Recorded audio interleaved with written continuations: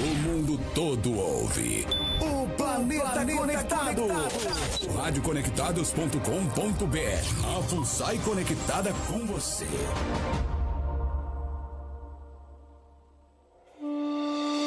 Rádio Conectados, a maior web rádio do Brasil. Agora você ouve mais um programa com a marca Rádio Conectados.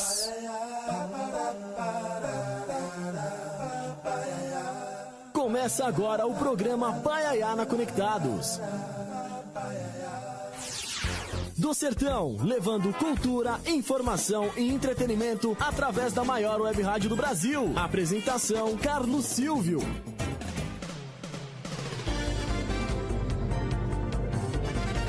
Olá, ouvintes conectados. Muito obrigado a você que nos ouve através do site www.radioconectados.com.br.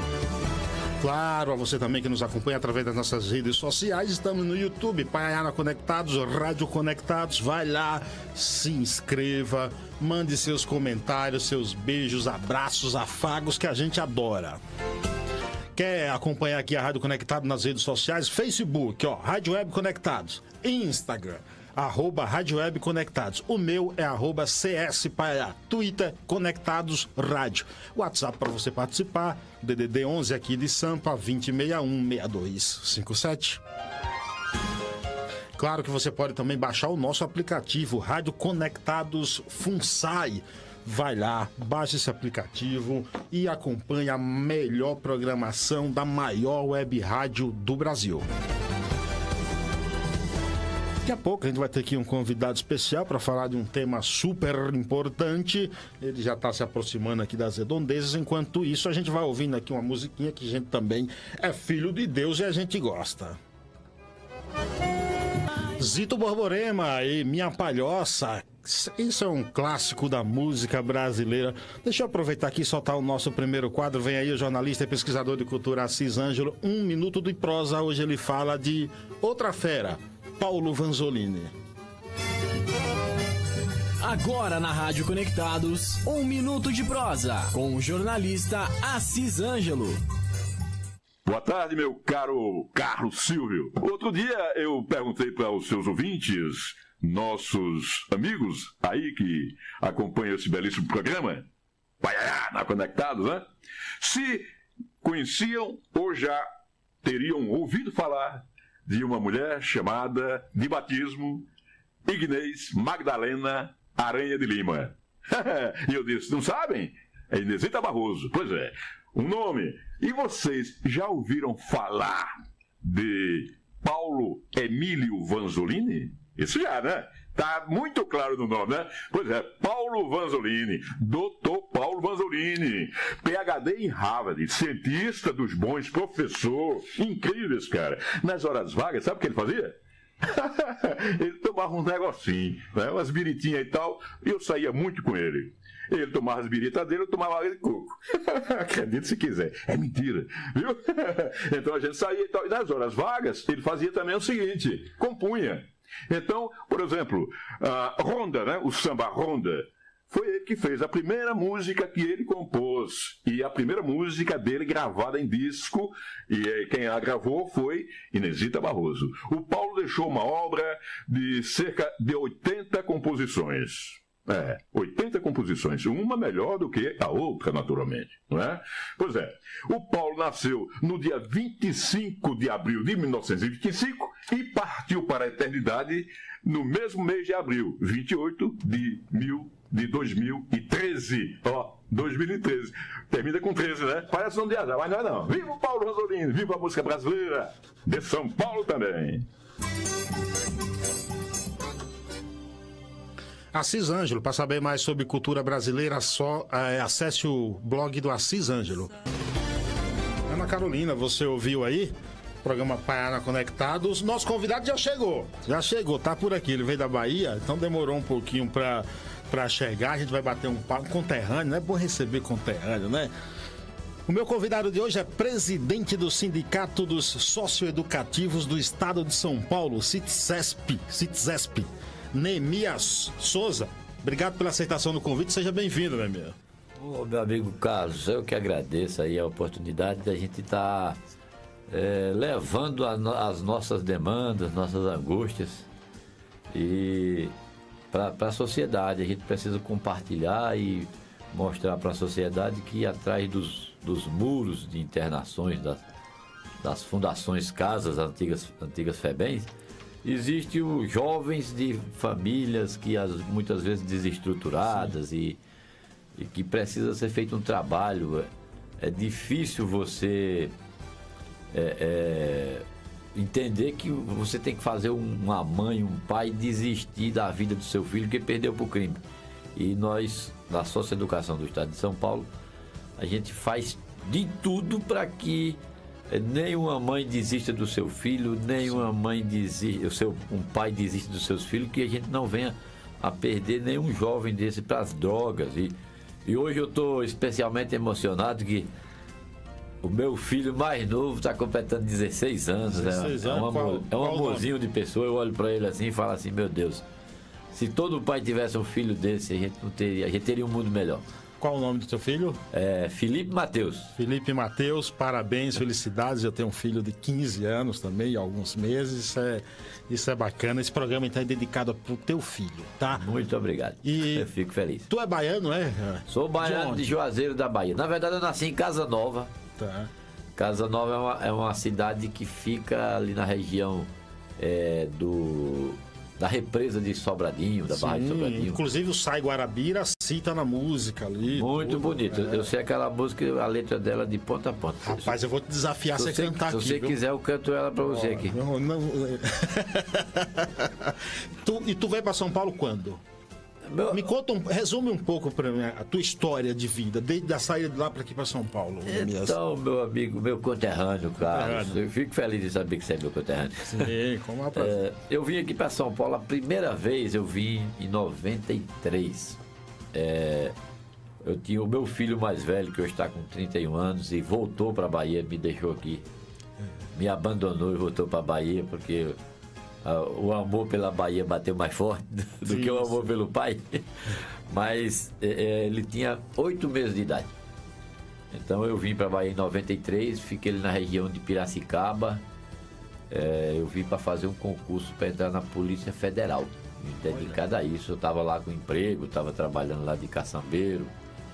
Mas eu achei que eu tinha estudado, não dava para levar minha vida como caçambeiro. Então eu falei, vou fazer mais alguma coisa.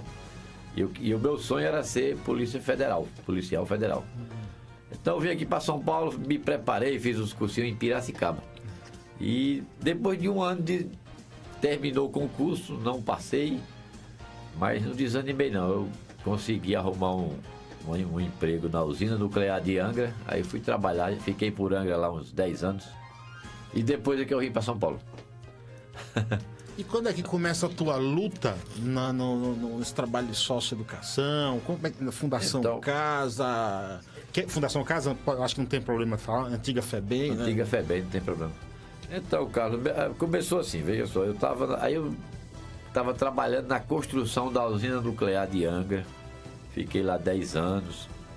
E quando acabou a obra lá, a gente entrou num período que a gente estava sem obra no Brasil.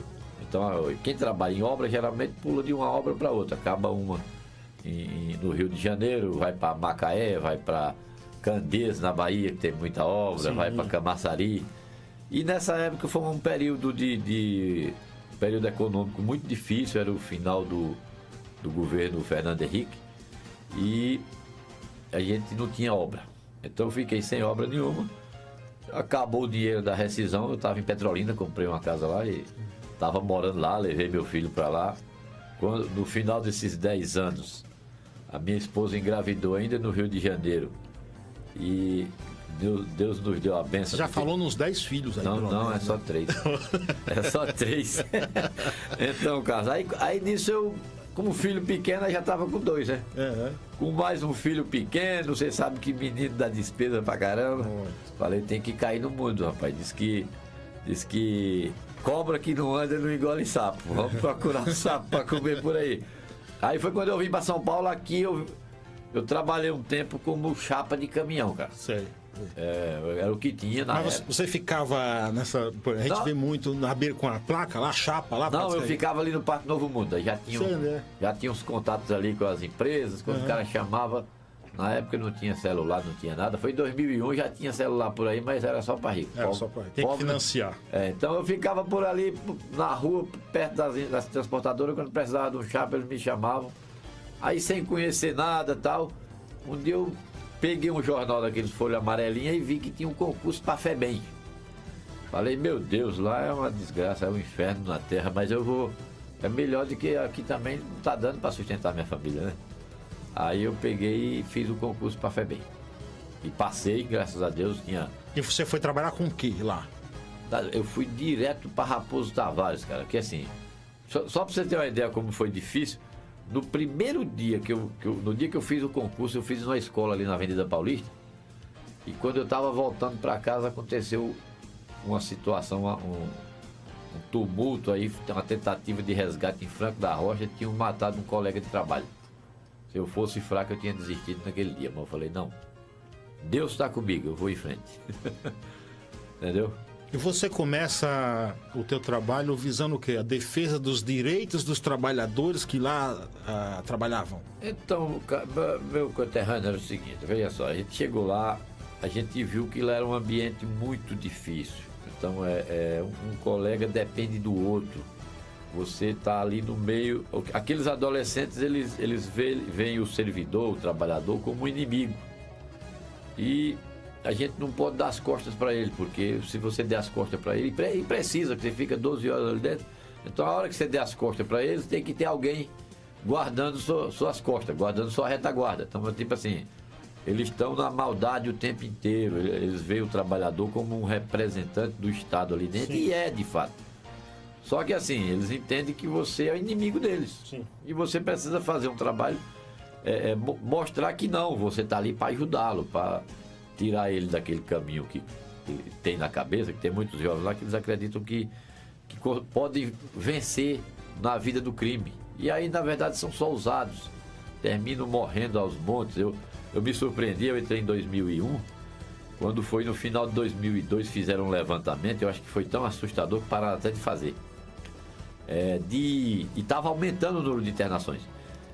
Em um ano de internação, de adolescentes que estavam sendo desinternados, tinham morrido 792 em um ano. Porque ali tem um acompanhamento. A partir do momento que você faz dá uma entrada no adolescente na fundação, eles ficam com aquele acompanhamento, depois tem o pós-medido, o acompanhamento da assistência social. E aí, quando eles divulgaram esse número aí, mas muito timidamente, mas a gente é curioso, a gente guarda os números na cabeça para poder... É um número assustador, né? Isso em 2001. E aí o que acontece? Apareceu o movimento sindical.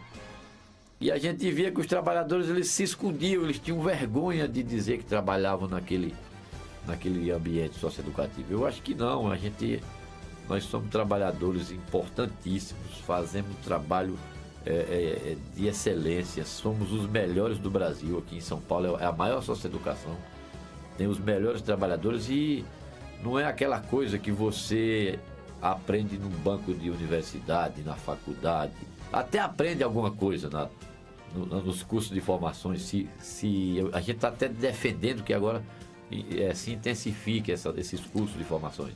Parar para pensar, vem cá, no que nós estamos errando? Porque tem uma coisa que a gente não conseguiu avançar até hoje, é a questão da segurança do trabalhador no local de trabalho. Por conta dessa questão do jovem ver você sempre como inimigo dele, você é o representante do Estado, o Estado é inimigo dele. E como você é representante, você é um soldado do Estado ali dentro. E aí, por outro lado, o Estado lhe deixa jogado, não lhe vê como isso, como representante dele ali dentro. Então, tipo assim, a mesma coisa que acontece nas periferias, que o Estado deixa que os moradores de periferia se virem sozinhos.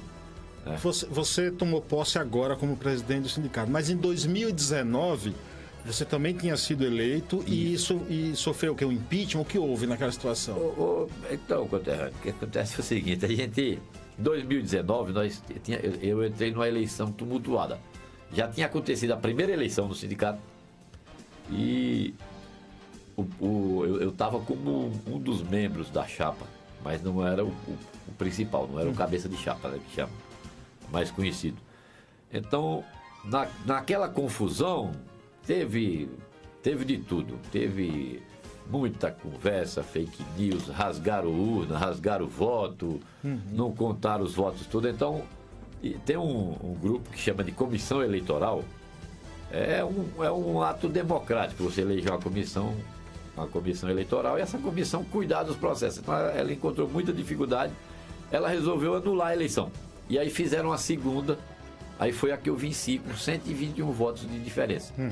E nessa que eu venci, os perdedores, que na verdade foi uma outra que perderam para mim, eles entraram na justiça pedindo para validar a primeira, que na hora que parou de contar os votos, eles tinham 50 votos de frente, parece. Aí o juiz validou a eleição deles e tiraram a gente. Eu aceitei, fiquei os 4 anos esperando minha oportunidade, e agora, graças a Deus, a gente venceu novamente.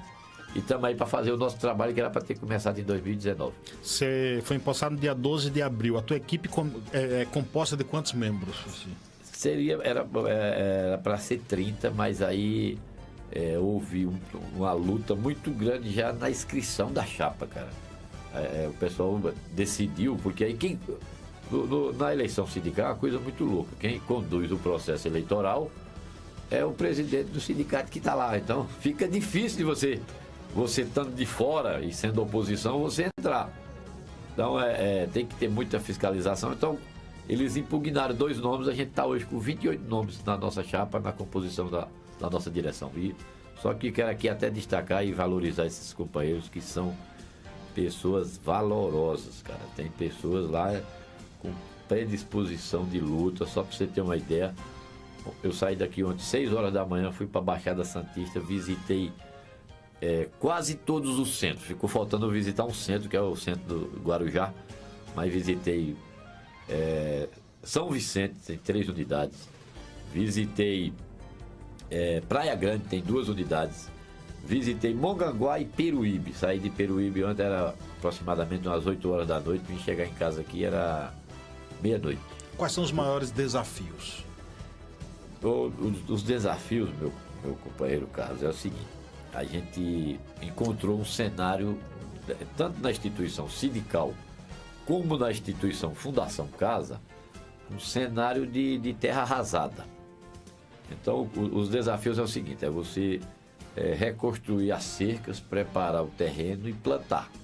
E isso nem sempre nunca vai ser uma tarefa fácil. Você não vai conseguir isso no estalar de dedos. Só para você ter uma ideia, devido governos anteriores, a gente não quer nem colocar a culpa nesse governo que está chegando aqui, para não ser injusto. Não, para ser justo.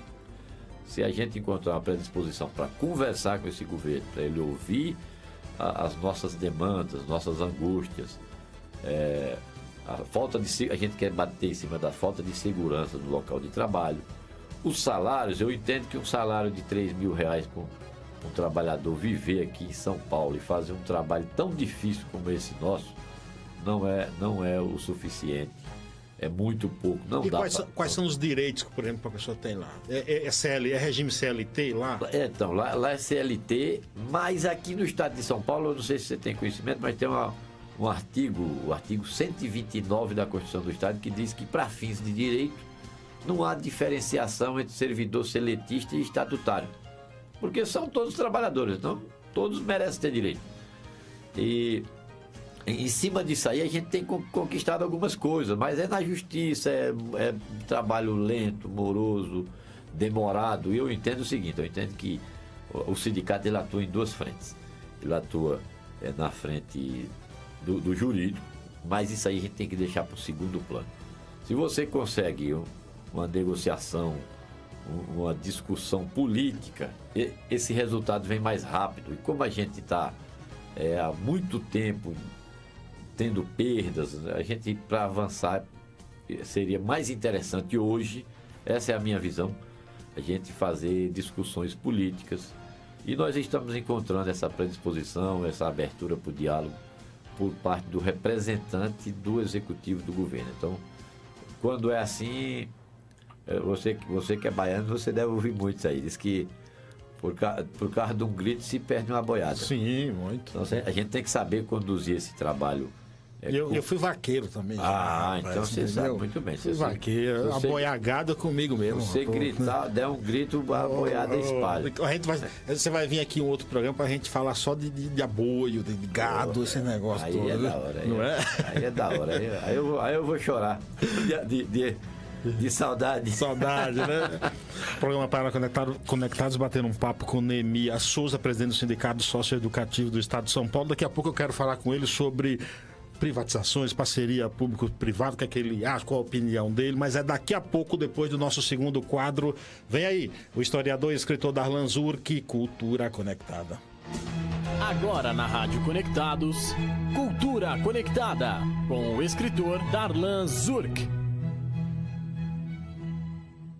Boa tarde, Carlos Silvio e ouvintes ou internautas do programa Paiaiana Conectados. O tema de hoje, a terceira parte sobre detalhes do nosso idioma, busca esclarecer o seguinte dilema. As regras de acentuação gráfica são aleatórias ou possuem uma lógica por trás? Quando estudamos ainda na infância os acentos gráficos e a sua forma de utilização, tudo parece arbitrário e forçado. É uma tal de paroxítona de um lado, monossílabo tônico.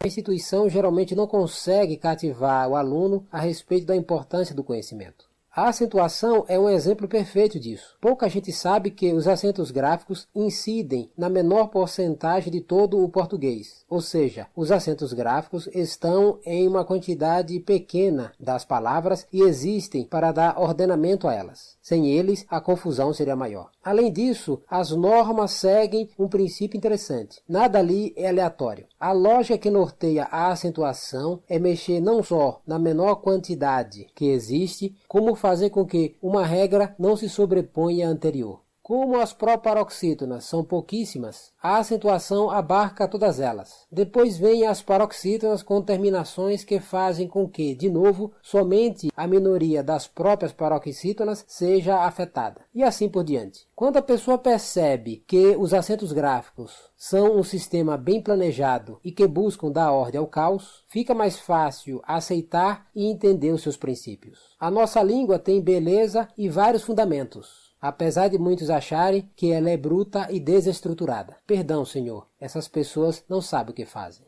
Para mais colunas de minha autoria, acesse darlanzurk.com. Bom fim de semana a todos e até o próximo sábado com mais Cultura Conectada.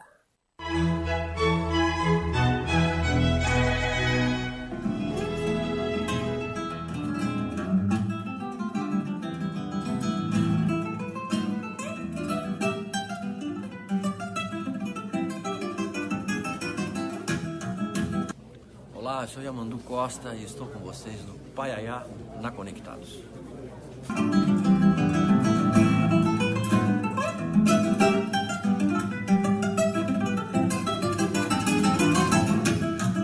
Programa Paiaiá do Sertão, levando cultura e entretenimento para o mundo através da melhor rádio web do Brasil.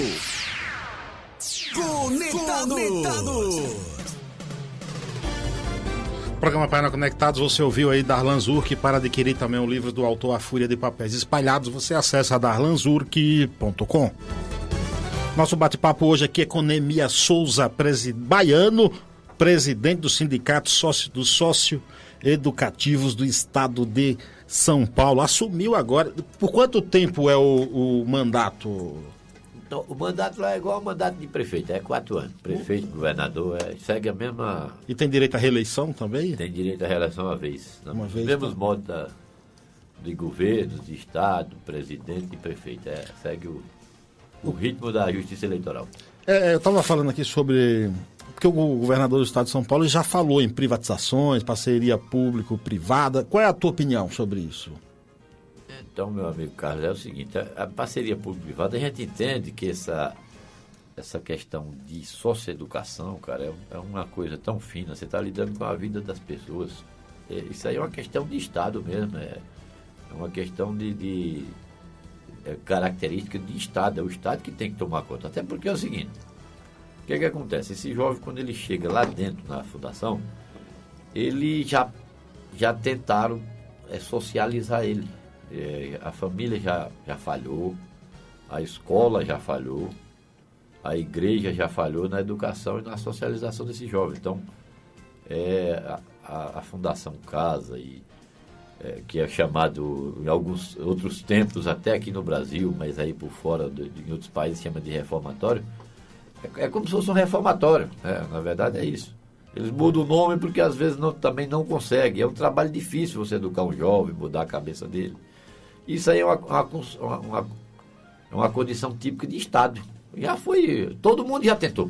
Então, como é que você agora vai pegar um parceiro de fora e sem contar que é uma mercantilização? Desumaniza o tratamento?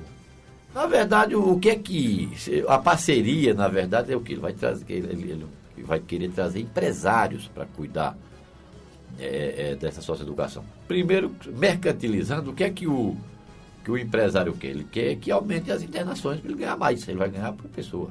Não tem outro jeito de fazer essa conta que não seja assim. Ele vai ganhar por pessoa. Então, assim, se uma casa comporta 60, eu quero 60 lá dentro.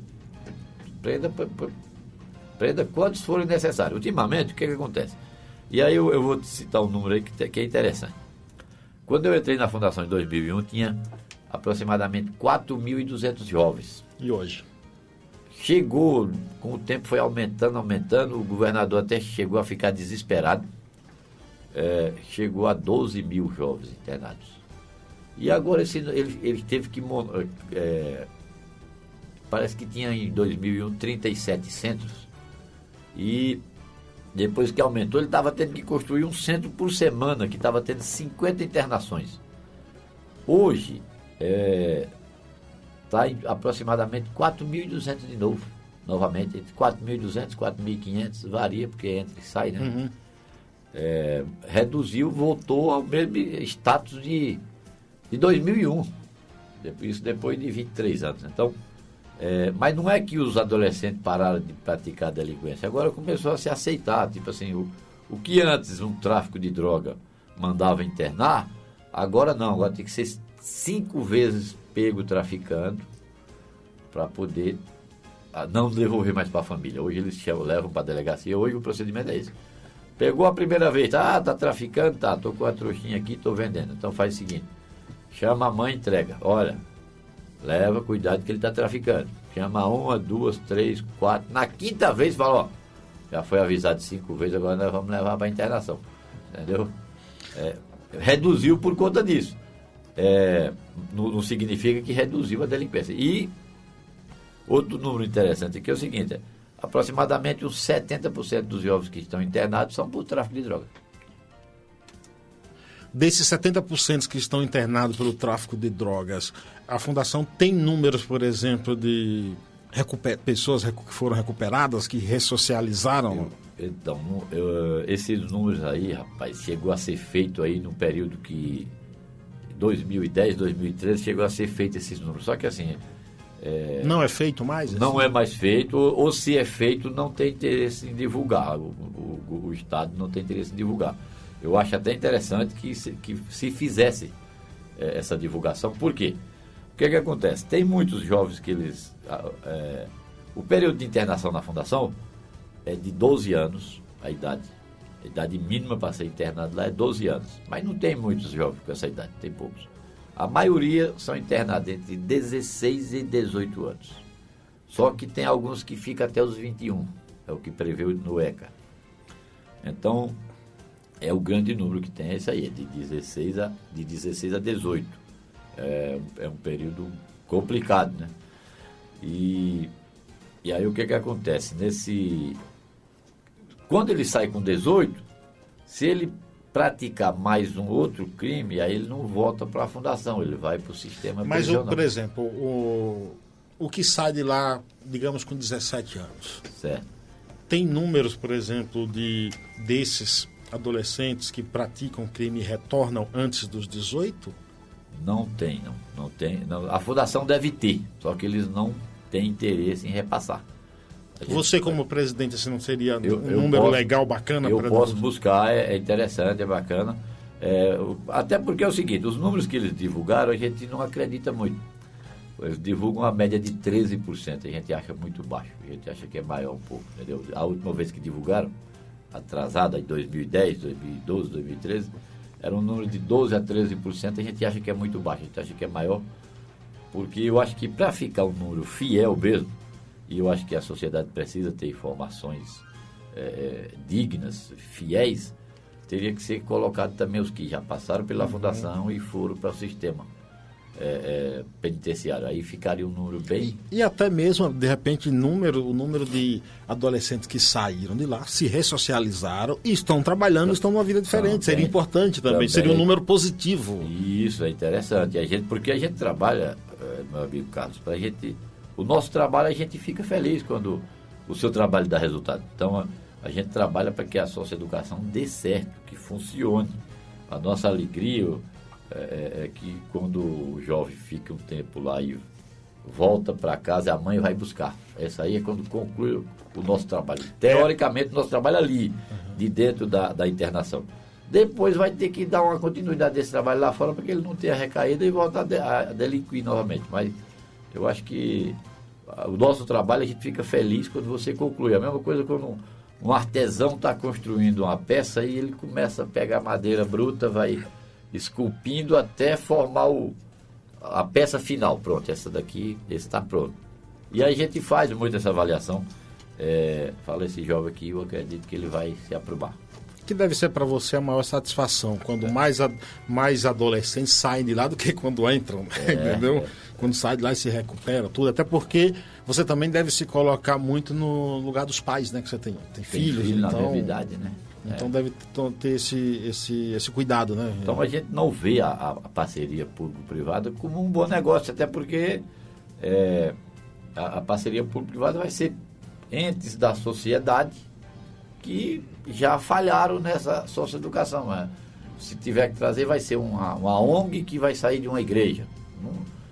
Ele já pecou na igreja, ele não quis, a igreja ele já saiu da igreja, a igreja tentou já fazer essa ressocialização. Provavelmente. Por quê? Está lá na comunidade, com as portas abertas, foi nas casas, fez o convite. Dentro da fundação tem um trabalho religioso.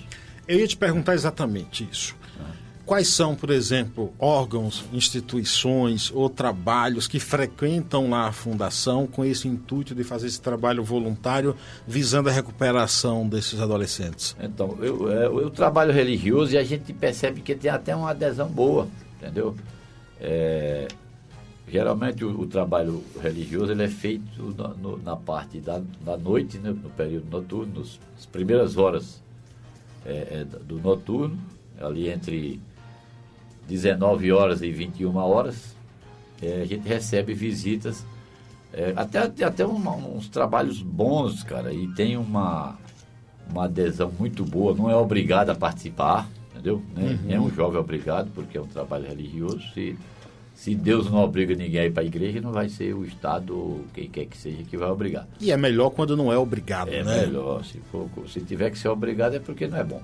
Então, assim, as instituições que vão lá, aí varia muito, porque, por exemplo, de centro para centro, que aí como é que funciona esse trabalho? Aí a igreja, a denominação vai lá, procura a direção do centro, e aí eu admiro muito o pessoal da Igreja Cristã do Brasil, que quando eu entrei, eles não participavam, e eles foram teve um diretor lá que fazia parte da Igreja Cristã do Brasil, e aí eles marcaram a segunda-feira, toda segunda-feira à noite, para ir fazer o trabalho de assistência religiosa. E isso foi aproximadamente em 2010, 2011. De lá até agora nunca falharam, cara. Os caras, eu admiro a disciplina. Eles vão lá, às vezes levam instrumento, levam pessoas novas, levam pessoas que já passaram por internações, por prisões, pelo Carandiru, entendeu?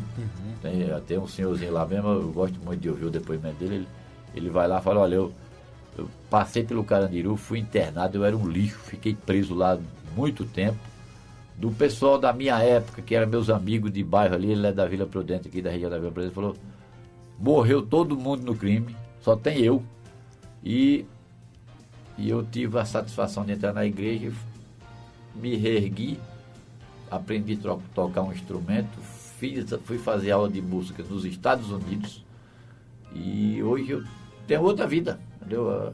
É esses exemplos assim que mexem com a cabeça dos jovens, né? Isso é importante. Porque eles têm ali no dia a dia, na comunidade, o melhor exemplo que ele tem é o boy da motoca que está lá andando sem capacete, empinando, cheio da grana. É quem? É o cara que vende droga, é o cara que faz o banco, entendeu?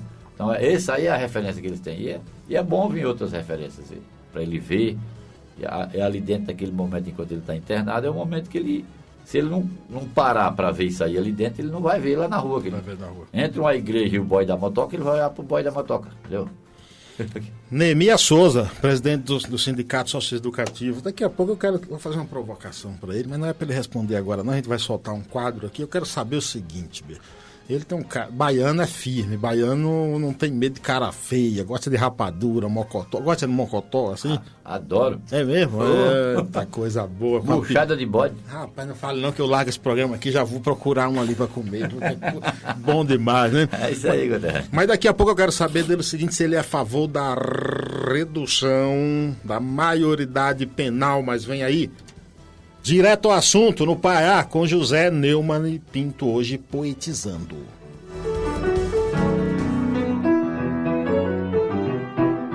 O jornalista José Neumann Pinto apresenta Direto ao Assunto, no Paiaiá. Não vá pensar que eu sou um boêmio, nunca fui.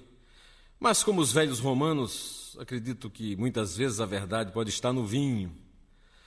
Este poema eu fiz talvez porque... eu almejasse ser um boêmio. Garatujas de bar. A verdade verdadeira, a verdade profunda, aquela que espreita na falha de San Andrés e vive na gruta do Maquiné, a verdade dos peixes que nadam no atol de Mururoa, não se encontra em antologias, nos romances de amor, nos tratados de filosofia, nos livros de poemas, nem nos jornais, nas revistas ou nos noticiários do rádio e da TV.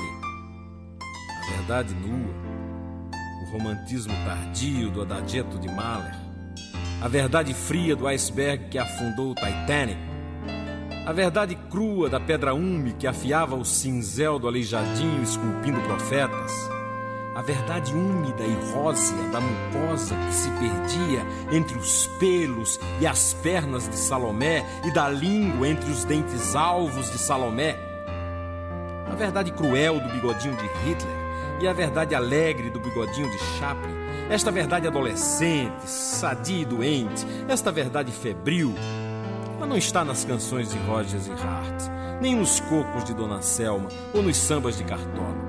Ela não sente dor de cotovelo, nem veste cueca samba-canção ou calcinhas de renda do Ceará. Esta verdade só se acha na poesia dos guardanapos de papel de algum boteco da Lapa, manchada de sangue e sêmen, suor e cerveja.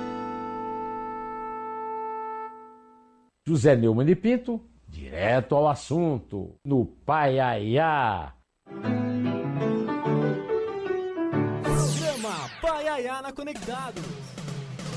Se inscreva também no canal José Neumann Pinto lá no YouTube. Tem coisa boa lá do grande Neumann. Batendo um papo aqui hoje com Neemias Souza, baiano, presidente do Sindicato Socioeducativo do Estado de São Paulo. Ele veio aqui conversar, não trouxe o mocotó, veio no jeguinho, mas o jeguinho tava meio fraco aqui, entendeu? Não conseguiu botar o mocotó nos caçoar. Sabe o que é caçoar, né? Claro que sei. Ah, sei não, hein? Caçoar. Eu sou raiz, Cudé. Botar do lado das cangalhas ali, eu né? Eu vim para São Paulo, mas todo ano eu volto lá para comer o mocotó, comer um acarajé. Eu deixei um jumento lá ainda, quando eu volto ainda ando com ele lá. Tem nome não? Botou o nome do bichinho? Botei, Moreno. Moreno tá lá esperando o bicho. Eu tinha um que eu coloquei o nome dele no dia que ele nasceu. Qual?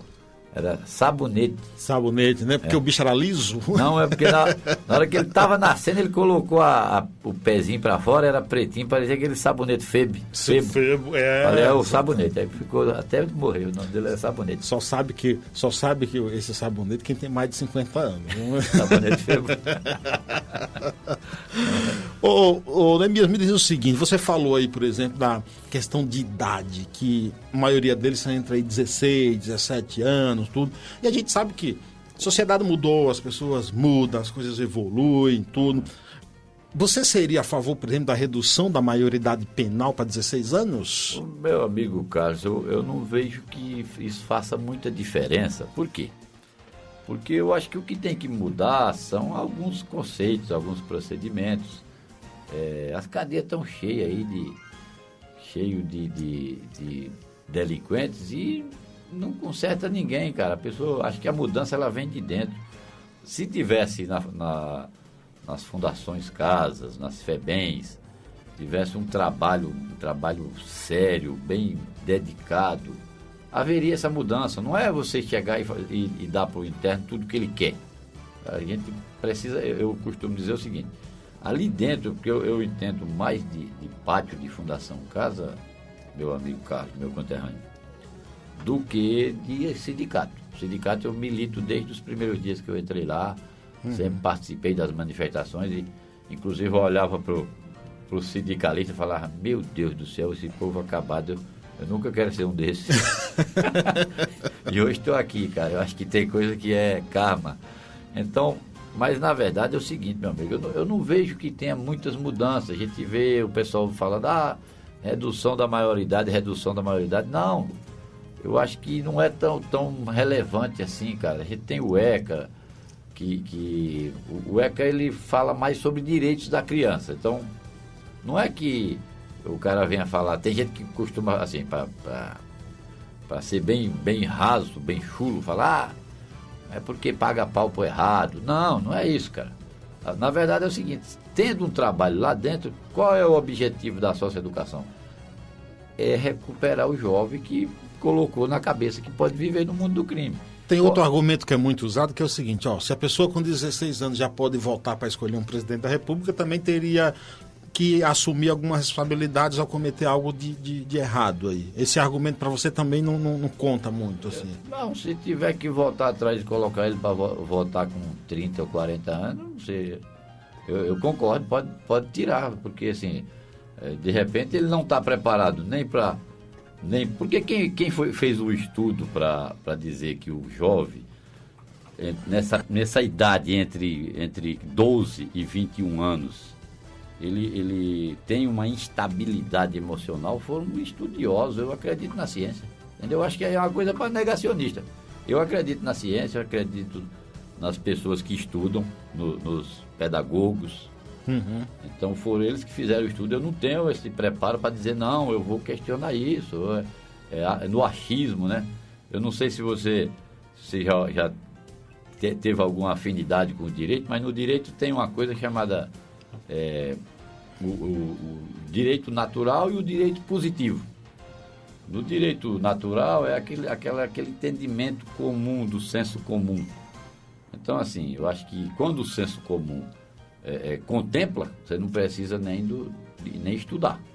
Mas esse negócio do achismo, cara, e quem foi que teve o poder para ir lá e se organizar e montar um ECA? Foi o pessoal que estudou, que fez faculdade. Eu não tenho poder para questionar. É a mesma coisa você questionar o atestado que um médico dá. Não, o cara não tem nada, você deu um atestado, mas ele tá bom. Eu não estudei, eu não sou médico, como é que eu vou questionar o médico com um atestado médico? Eu não posso, não tenho o direito legal de questionar. Como é que você viu, cara, aquele caso do adolescente de 16 anos que confessou ter assassinado o pai, a mãe, a irmã e a tiros dentro de casa aqui na Zona Oeste de São Paulo? Uma tragédia assim. Então, é uma tragédia, cara, a gente fica muito sentido, é uma tragédia humana, né?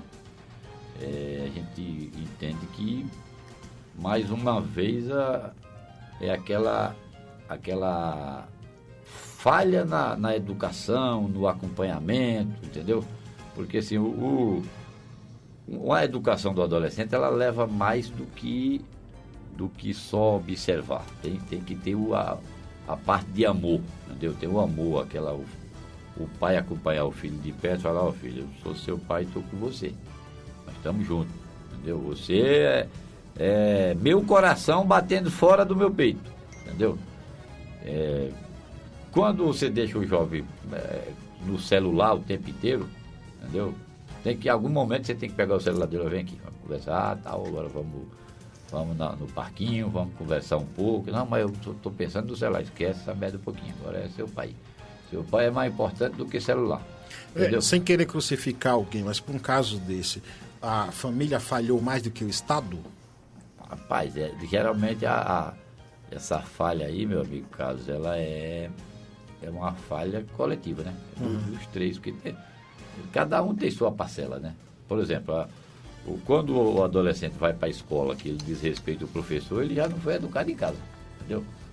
Não é que a escola é o partido, não sei o que, partido A, partido B, passa pano pro errado. Não, primeiro ele tem que ser educado em casa, ele tem que saber que ele tem que respeitar o professor. Em primeiro lugar, em casa, você aprende como é as regras de casa. Aí vem aquela parte do direito natural. Naturalmente, educado em casa. Quando ele chega na escola, a escola dá continuidade. E aí, provavelmente, uma vez, 2 vezes por semana, 3 vezes, ele vai na igreja, tem mais uma complementação. Então, essa trilogia tem dado muito certo. Pode ser que não contemple todos os casos. Vai um ou outro aí que, se você for aí partir para o lado religioso, nas escrituras sagradas, diz que tem pessoas que nascem por mal mesmo. Então, de repente, é coisa que tinha que acontecer. Mas a gente nunca vai se acostumar. A mesma coisa da morte de Abel. Caim matou Abel. Foi a primeira morte que teve na história da humanidade, do ponto de vista cristão, religioso, foi essa. Mas a gente nunca vai se acostumar com uma pessoa tirar a vida de outra. Não é normal. Nunca vai, não é, nunca será. Entendeu? Mesmo que sendo a primeira morte que a gente tem notícia na história da humanidade, no mundo cristão, a gente não vai se acostumar nunca, e tem que ser assim. E abreviar, né, a vida do outro. Abreviar a vida do outro, que ninguém consegue dar vida para ninguém.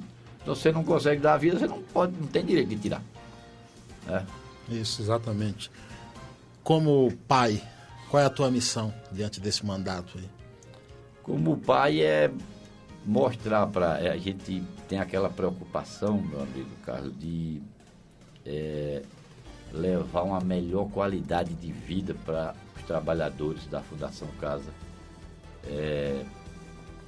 Que a gente sabe que cada trabalhador ali é uma família representada, que tem alguém que depende dele, que ele volte para casa, porque inclusive, meu amigo Carlos, a nossa categoria tem uma categoria adoecida, porque assim, você lida com problemas, com muitos problemas, coisas difíceis. Eu costumo dizer lá que o nosso desafio é a gente combater um monstro, mas não virar monstro, entendeu? É você combater aquele monstro, mas combater e derrotar o monstro que é esse monstro que tem lá dentro, não é do ponto de vista que eu estou falando físico, material. Sim, claro, mental. É o monstro mental, aquela coisa, mas você não levar isso para casa. Então, eu, graças a Deus, eu me dei muito bem lá, mas também tive problemas psicológicos num determinado tempo, entendeu? E a gente tem essa preocupação com o psicológico do trabalhador, porque, inclusive, meu amigo, acho que era bom destacar aqui, teve um ano que 8 companheiros se suicidaram, entendeu? Isso é triste. Então, assim, a gente precisa acompanhar esses problemas de perto. De perto, né? E do ponto de vista de Estado, cara, o Estado, ele coloca você lá e paga um salário. Exato. E fala assim, olha, você sabia que ia ganhar pouco, entendeu? Exatamente. Agora a gente está numa campanha de negociação salarial e o Estado mandou 3%. A gente esteve na mesa, sentou para conversar, para ver se dava para aumentar. Isso. E a resposta que veio para a gente é o seguinte, olha, o Estado ele age tecnicamente, né? Ele não pode agir olhando por pessoa. E a gente lá no sindicato, a gente tenta fazer isso. Exato. Neemias, nosso tempo acabou aqui. Eu gostaria de te agradecer imensamente por ter vindo aqui, viu? Imagina, eu que agradeço, meu amigo. Me chama outras vezes aí, eu tenho a maior satisfação em vir aqui lhe rever, lhe dar um abraço. E da próxima vez vai comer uma feijoada também. Opa! Obrigado, viu, Neemias? Eu que agradeço. Valeu, gente. Muito obrigado. Obrigado a você pela paciência, audiência. Bom final de semana. Não se esqueça, se beber, não dirija. Se dirigir, não beba. A vida vale a pena. Tchau. Eu volto sábado. Você ouviu o programa Paiaiá na Conectados. Do Sertão, levando cultura, informação e entretenimento através da maior web rádio do Brasil. Apresentação, Carlos Silvio. Você ouviu mais um programa com a marca Rádio Conectados.